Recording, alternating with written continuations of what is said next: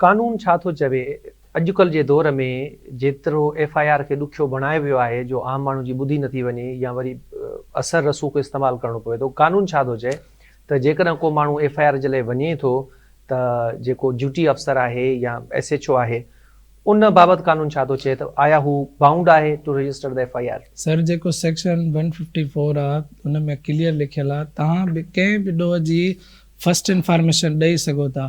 पोइ अगरि चाहे सचो आहे या कूड़ो आहे उहो इन्वेस्टिगेशन आहे। ॿियो कानून में इहो आहे त अगरि का बि FIR कूड़ी आहे त उन ते 182 जी कार्रवाई थींदी आहे। बाबा हिन जेका FIR दाख़िल कई कूड़ी आहे। ॿियो सर त सवाल जो मक़सदु इहो त अगरि को बि FIR दाख़िल नथो करे त डायरेक्ट कंप्लेन सेक्शन 200 में डिफाइन कई वई आहे। उनजो बि प्रोसेस सेम आहे। तव्हां बिफोर कंसर्न मैजिस्ट्रेट वटि डायरेक्ट कंप्लेन दाख़िल कयो, पाण खे एग्ज़ामाइन करायो, पोइ कोर्ट सफिशेंट सम्झंदी त उनजे ख़िलाफ़ु काग्निज़ेंस खणंदी। ॿियो फोरम इहो आहे 22A ईअं तव्हां थाणे मुतलिका थाणे ते विया, तव्हांजी न ॿुधी, पोइ कोर्ट खे पावर आहे उहो तव्हांजी FIR रजिस्टर करे सघे थी। ठीकु आहे। NC जो बि पाण ज़िक्र कयो त NC छा आहे? NC ऐं FIR में थोरो डिफरेंस बि असांखे। सर NC इहा हूंदी आहे त को बि अगरि ॾोह थिए उनजे लाइ तव्हां का बि थाणे ते का बि दरख़्वास्त ॾियो बाबा मां हिते रस्ते मां वञा पियो मूंसां हीउ ॾोह थी वियो आहे त उन थाणे ते जेका एंट्री थींदी उहा NC थींदी। NC खां पोइ कोर्ट ॾिसंदी त वाक़ई हिन जो ॾोह ठहे थो त हिन जे ख़िलाफ़ु FIR कनि। छो त कानून में 2 क़िस्म जा ॾोह थींदा आहिनि, हिकिड़ा काग्निजेबल ऑफेंस ॿिया नॉन काग्निजेबल ऑफेंस। इन्हनि ॿिन्ही में छा फ़र्क़ु आहे? कॉग्निजेबल कहिड़ा आहिनि? नॉन सर कॉग्निजेबल इहा आहिनि त कोर्ट हिकिड़नि खे डायरेक्ट पावर आहे करे सघे थी। हिकिड़नि में इहो आहे त जेकॾहिं सफिशिएंट एविडेंस आहे उन खां पोइ उन ऑफेंस खे काग्निजेंट ठाहे वेंदो, जेको असांजे क्रिमिनल प्रोसीजर कोड जे डेफिनेशन सेक्शन में ॾिनल आहे। अच्छा, जेका नॉन कॉग्निजेबल आहे त उन लाइ कोर्ट खां अप्रूवल वठणी पवंदी? जी जी। अच्छा, हाणे FIR थी वञे, तव्हां जेको ज़बरदस्त प्रोसीजर असांखे ॿुधाए छॾियो त कीअं इन्वेस्टिगेशन थींदी, कीअं हुनजो ट्रायल थींदो। ॾिसंदा आहियूं पाण त चार्ज शीट जमा थींदी आहे। जी जी। चार्ज शीट जॾहिं जमा थिए थी उन में वरी A, B ऐं C क्लास जो असां चार्ज शीट जंहिंखे सवली ॿोली में चालान चवंदा आहियूं असां, त इहे A, B ऐं C क्लास पहिरीं ॻाल्हि त चार्ज शीट केतिरनि ॾींहंनि में जमा कराइणी आहे? सर कानून चए थो 173 में तव्हांखे 14 ॾींहंनि जे अंदरि कानून में आहे त तव्हां चालान जमा करायो। वरी कानून में हिकिड़ो प्रोसीजर आहे सेक्शन 344 में तव्हां वधीक टाइम वठी सघो था। उनजो मक़सदु ईअं आहे बाबा हिकिड़ो अहिड़ो ॾोह आहे जंहिंजी इन्वेस्टिगेशन विदिन स्टिपुलेटेड पीरियड में नथी थी सघे, पोइ इन्वेस्टिगेशन ऑफिसर मुतलका कोर्ट में दरख़्वास्त ॾींदो बाबा मूंखे फर्दर टाइम ॾिनो वञे मां जीअं चालान जमा करायां। चालान 3 क़िस्म ईअं थींदा आहिनि। सर पहिरियों हूंदो आहे A क्लास जो मक़सदु आहे अनट्रेसेबल।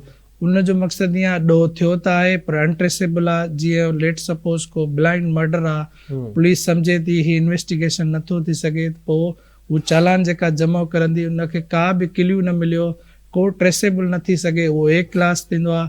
B क्लास हिनखे चइबो आहे लेट सपोज को ॾोह थियो, उनजी इन्वेस्टिगेशन थी, इन्वेस्टिगेशन थियण खां पोइ इहो साबित थियो त इहो हिकिड़ो फॉल्स इम्प्लीकेशन हुई, माना हिकिड़ो झूठो केस, जंहिंखे असां B क्लास चवंदा आहियूं। C क्लास हिनखे चइबो आहे असां ॾोह जी जांच कईसीं पर इनसफिशिएंट मटीरियल मिलियो, हिन जे ख़िलाफ़ु अहिड़ो को बि मटीरियल न आहे, हाणे कोर्ट जी मर्ज़ी आहे हुनजे ख़िलाफ़ु काग्निजेंस खणे या न खणे। इहे असांजा चालान जा 3 क़िस्म आहिनि। अच्छा, हाणे तव्हां ॿुधायो त FIR जे लाइ बि तव्हां ॿुधायो त SHO बाउंड आहे ऐं चालान बि 14 ॾींहंनि जे अंदरि जमा कराइणो आहे पर एक्स्ट्रा टाइम कोर्ट ॾेई सघे थी। हाणे हिकिड़ो प्रोसीजर ॿुधायल आहे असांजे ज़ाब्ता फ़ौजदारी में CRPC जंहिंखे पाण चऊं था। हाणे जेकॾहिं जेको कंसर्न ऑफिसर आहे उहो उन ते अमल नथो करे, फ़र्ज़ु करे था वठूं स्नेचिंग थी आहे कंहिंखां, पुलिस वारो FIR नथो करे, मामिलो हलियो वियो 22AB या वरी डायरेक्ट कंप्लेन में, या चार्ज शीट 14 ॾींहंनि में जमा कराइणी आहे, हिकु दफ़ो टाइम वरितईं, ॿियो दफ़ो, टियों दफ़ो, ऐं उनखे 2-3 महीना लॻी विया। हाणे इहे ऑफिसर जेके कानून मूजिबि हिकिड़े स्पेसिफाइड पीरियड में शयूं करण जा पाबंद आहिनि ऐं उहे नथा कनि, अदालत जी मुदाख़लत खां पोइ जेतोणीकि उहे शयूं थी थियूं वञनि, पर हूअ जेका वायलेशन कनि था या उन्हनि ते जेका हिकिड़ी ज़िम्मेदारी लागू थिए थी कानूनी तौर ते, उहा पूरी नथा कनि, उन्हनि जे लाइ का सज़ा जज़ा जो सिस्टम आहे? सर उन जे लाइ सज़ा ईअं आहे त मुतलका कोर्ट खे पावर आहे उन्हनि खे शोकाज़ ॾेई थी सघे। अगरि शोकाज़ में हू सेटिस्फाई न करे सघे त कोर्ट खे पावर आहे उन्हनि जे ख़िलाफ़ु डायरेक्ट कंप्लेन बि दाख़िल करे सघे थी त हिन जे ख़िलाफ़ु डिपार्टमेंटल कार्रवाई करी वञे, हिन नेग्लिजेंस कई आहे। बिल्कुलु उहो कानून में वाज़ह जुर्म आहिनि। तव्हां का बि क्रिमिनल नेग्लिजेंट नथा करे सघो।